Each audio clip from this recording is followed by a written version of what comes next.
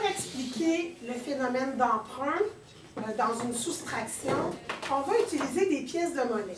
Alors ici, j'ai une élève qui tient des pièces de 1 sou qui représentent l'unité. Okay? Alors, j'ai une pièce de 1 sou qui vaut 1.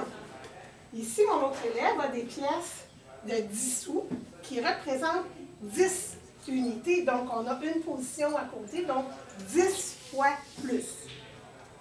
Ici, mon autre élève a des pièces de 1 $, mais tout le monde sait que dans 1 $, on a 100 sous. Donc, c'est 10 fois 10. Donc, à chaque fois qu'on saute une position, on multiplie par 10. Donc, ici, mon élève m'a dit qu'elle a 3 unités dans ses mains. Donc, j'ai la position unité.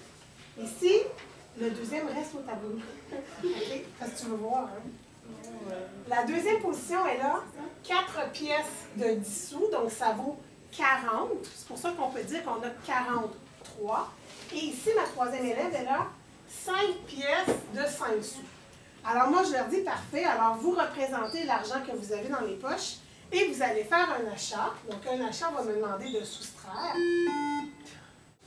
Alors, on va faire un achat de 98 $.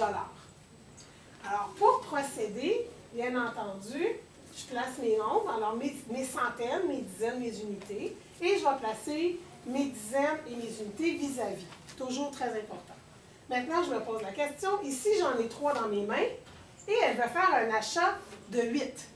Est-ce que ça va fonctionner? Bien entendu, ici, elle va me dire non, j'en ai pas assez. Elle va aller voir sa copine à côté qui va lui dire oui, moi, je peux t'emprunter. Sauf qu'elle, elle ne peut pas prendre un 10 sous. Elle prend seulement des sous noirs. Vous connaissez ça, les machines qui ne prennent pas les pièces de 2 $? Bien, elle, c'est une machine qui ne prend pas autre chose que les pièces de 1 sou. Qu'est-ce que va devoir faire ici notre élève du centre pour pouvoir transférer 1 en pièces de scène noire? On va faire du change. Fait que là, moi, je vais aller à la banque. Je le mets dans ma banque et je vais en donner 10 à mon élève. 1, 2, 3, 4, 6, 7, 8, 9, 10. Alors, elle, on lui en a enlevé 1.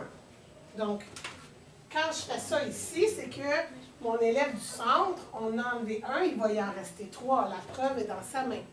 Et j'ai fait de la monnaie pour les donner à ma première élève. Combien elle en a maintenant? Elle en a 10 plus 3. Donc, elle en a 13. C'est de là que vient le petit 1. C'est pas 1, c'est 10 plus 3. Tu me suis jusque-là? Parfait. Et maintenant, 13 moins 8. Je peux faire 13 moins 8 en faisant 5 comme réponse. Je passe derrière, s'il vous plaît. Ah, OK.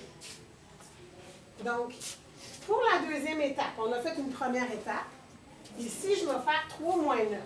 Parce qu'elle, il en reste 3. Là. Elle, on a réglé le problème. Mais là, on n'a pas fait le moins, mais c'est pas important. Alors, ici, mon élève du centre, elle me dit, bien, moi, j'en ai juste 3, puis il faut que j'en donne 9. Qu'est-ce qui va se passer? Elle va emprunter à ma troisième élève. Sauf qu'elle, c'est une machine qui ne prend seulement que les 10 sous. Qu'est-ce qu'on va faire avec son 1 $? On va demander du change à la banque. Et la banque va lui donner combien de 10 sous? 10. 1, 2, 3, 5, 6, 7, 8, 9, 10. Elle en a donc 10 de plus.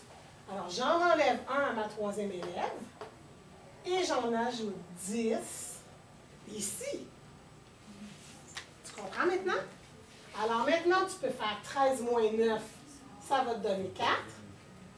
Et 4, parce que ma troisième élève, qu'est-ce qui te reste dans les mains? Il en reste 4 parce qu'on y en a enlevé 1. Donc 4 moins rien, ça fait 4. Alors, il faut comprendre que quand on passe d'une unité à l'autre, on fait du change. C'est pour ça que ça devient 10 qu'on passe à l'autre à côté. OK? Alors, considérant ce principe-là, maintenant, ça ne devrait plus être un trop gros casse-tête de faire vos soustractions parce que ça devrait, le phénomène d'emprunt devrait être beaucoup plus clair dans votre tête. Pourquoi je mets une petite barre? Je ne mets pas une barre, je mets 10 de plus. Alors, merci beaucoup mes témoins, merci.